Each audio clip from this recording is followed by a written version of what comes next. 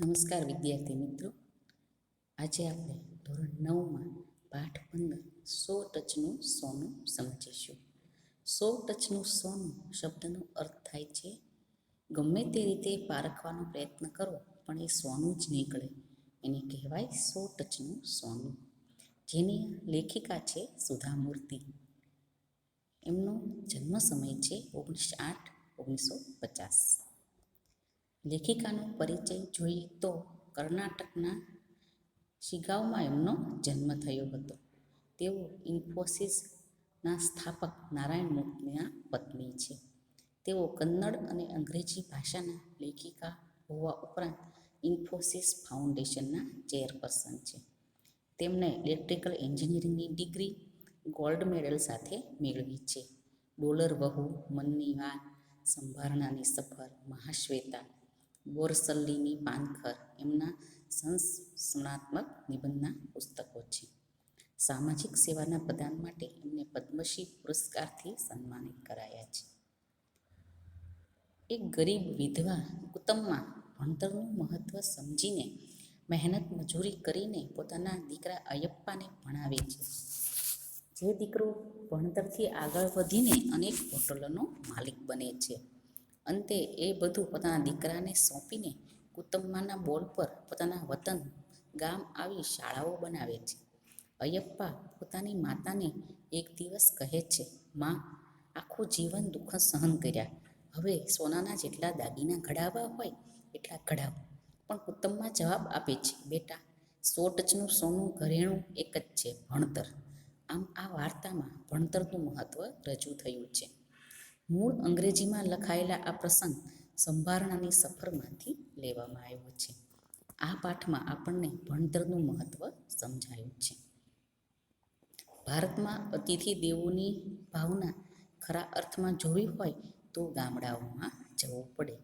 જેમ ખોરડું વધારે ગરીબ એ ભાવના વધારે મજબૂત. ખોરડું એટલે કે ઘર.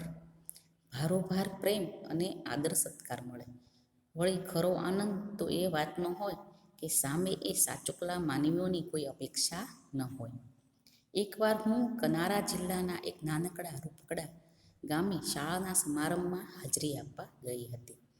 અરબી સમુદ્રને કાંઠે આવેલ સાવ ઠંડુ કાળ જાણે થંભી ગયો હોય ત્યારે ભગવાને ફુરસદે ઘડ્યું હોય એવું લીલુંછમ છેવાડાનું ગામ. પણ હોટેલ ન મળે.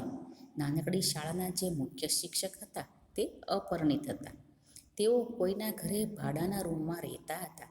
તેથી તેણે મને ધીમેથી કહ્યું, મેડમ, આ શાળાના ચેરમેન અને મુખ્ય દાતા ખૂબ જ ભલા અને સજ્જન છે.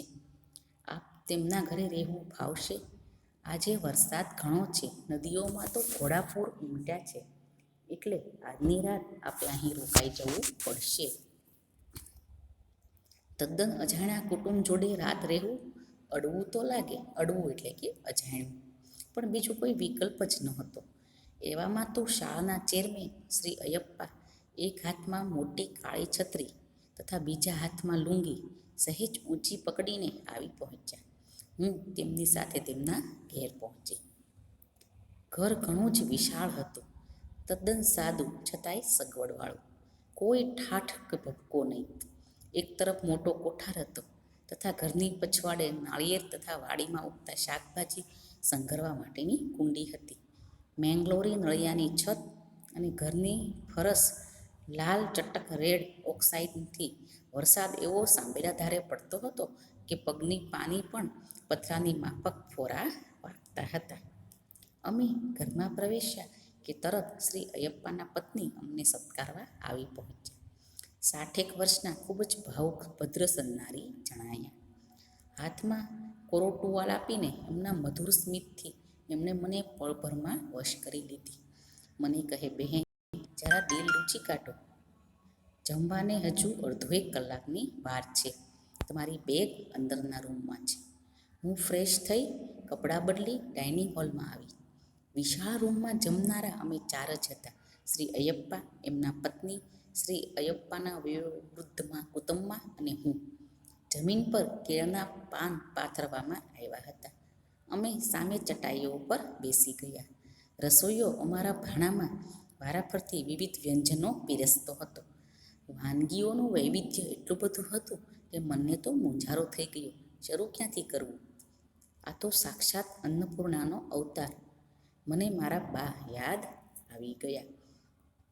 તો વિદ્યાર્થી મિત્રો, 100 ટચનું સોનું પાઠનો પાર્ટ 1 અહીંયા પૂરો થાય છે.